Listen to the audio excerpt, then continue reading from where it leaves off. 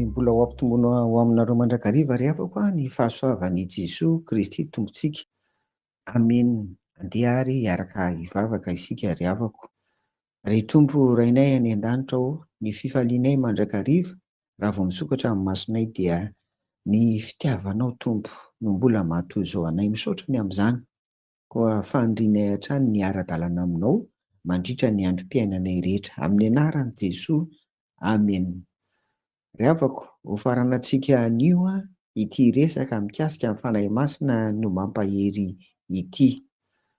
Iny, hitantsika tao anatin'izany fa zava-dehibe ry havako ny fananantsika ny herin'Andriamanitra, ny herin'i Jesoa Kristy ary ny herin'ny fanahy masina. Hamaranantsika azy amin'ity anio ary dia andeha ho jerena ry havako ny vavaka nataon'i Paoly ho an'ny Efesianina.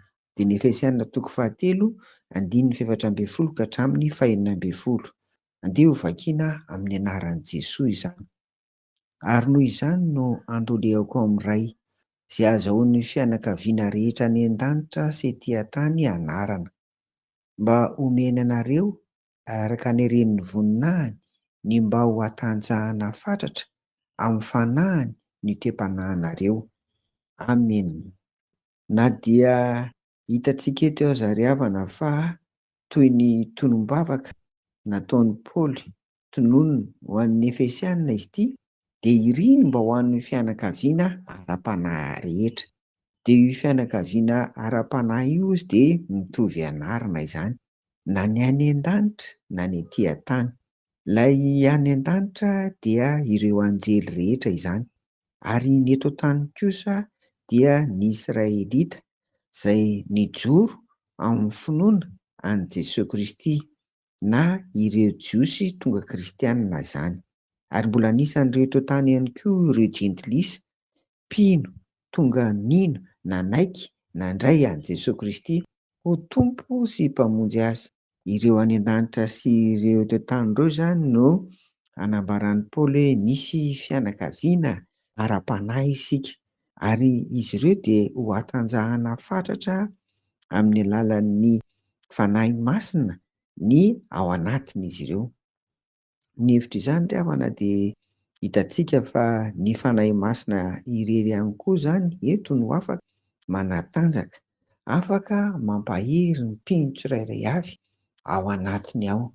Tsy ho afaka hampahery ny hafa mihitsy isika raha tsy efa matanjaka ry havana. Ary izay no maha-zava-dehibe an'ilay nanambarantsika aloha rehefa niditra tamin'izao lohahevitra izao hoe mifampahery ny mpino, dia hoe Andriamanitra no mampahery, Jesoa Kristy no mampahery, ary ny fanahy masina no mampahery. Ireo ny fototra voalohany.